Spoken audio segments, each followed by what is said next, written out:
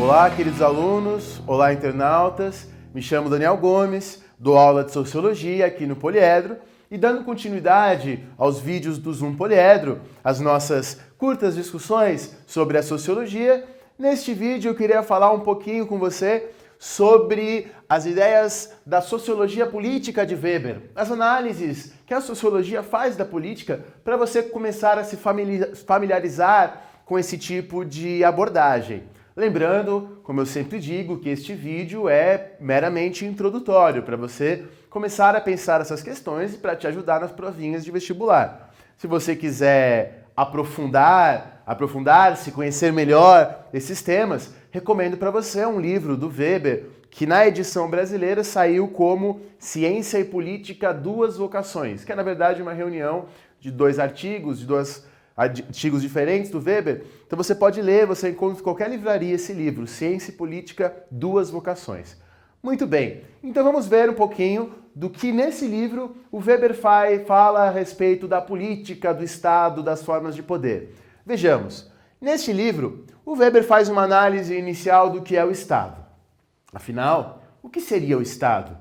Todos nós, aqui no Brasil, estamos de alguma forma submetidos a um Estado, alguns fogem dele, mas estamos sempre lidando de alguma forma, nem que seja fugindo dele, do Estado. O Estado, ninguém vê o Estado, mas todos estão, ele não tem uma forma física, ele tem seus funcionários, tem o político que está na parte governamental, tem o policial que está na parte coercitiva, tem o burocrata que está na parte burocrática, tem o juiz que está na parte legal, então o Estado tem os seus representantes. Mas ele só é uma entidade abstrata que ninguém vê, mas todos estão submetidos a ele.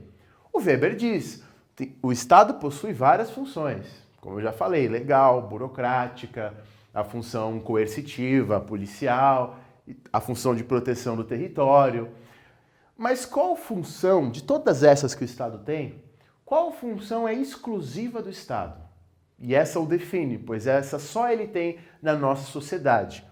O Estado, diz Weber, é o detentor do monopólio da violência. Somente o Estado pode usar a violência de forma legítima.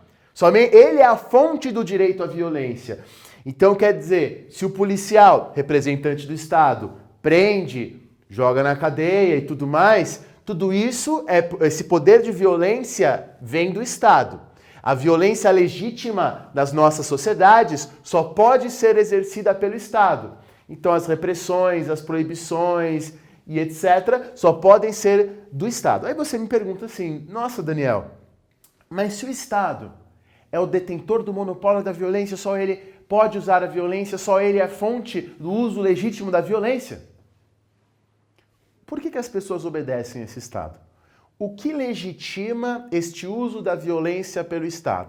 O Weber fala em três fundamentos da legitimidade do Estado. Primeiramente, ele fala do poder tradicional. Nos submetemos a um determinado poder por uma questão de tradição. Seria o caso, por exemplo, de um patriarca.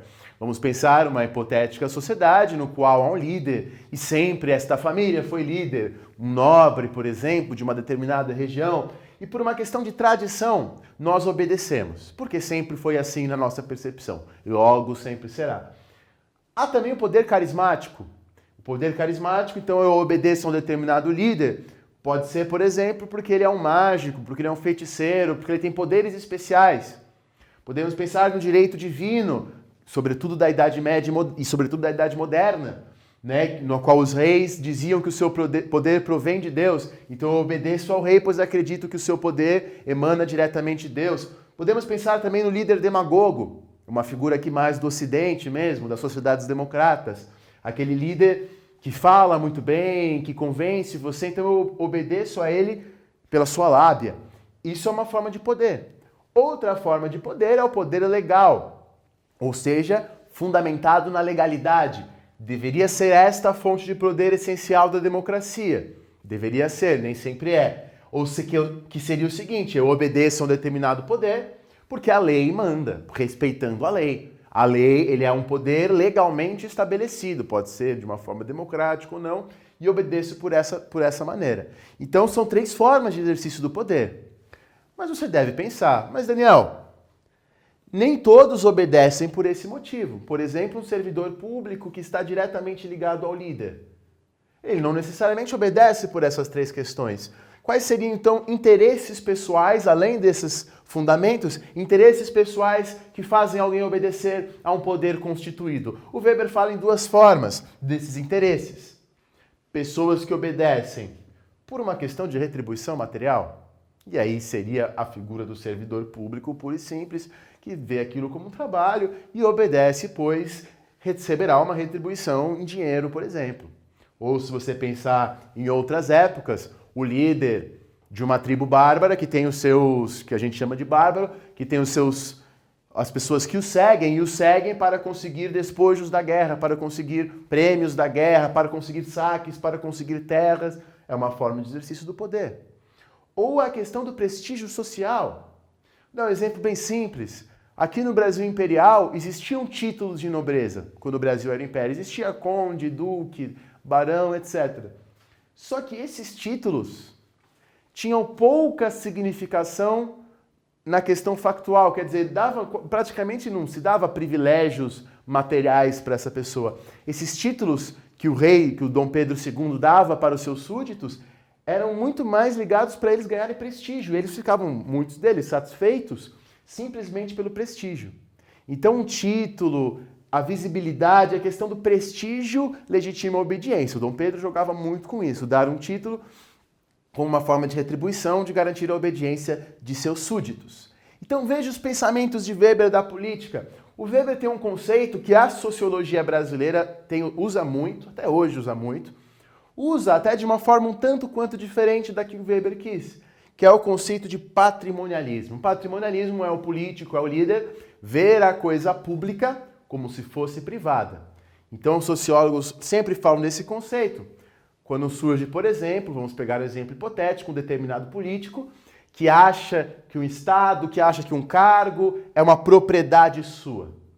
E trata como uma propriedade sua, trata o público como se fosse privado. Isso está muito presente na história do Brasil. Muito bem, então eu faço essa aula para você começar a pensar um pouco a análise sociológica da política, no caso, a partir do que o Max Weber coloca em algumas páginas. Obviamente, não fiz uma abordagem completa do livro, isso eu deixo para você ler e deixo também para você pensar onde que você já viu no cotidiano, na história, o exercício dessas formas de poder e dessas formas de obediência. Espero que essa aula tenha contribuído para você pensar essas questões. Um grande abraço, até a próxima.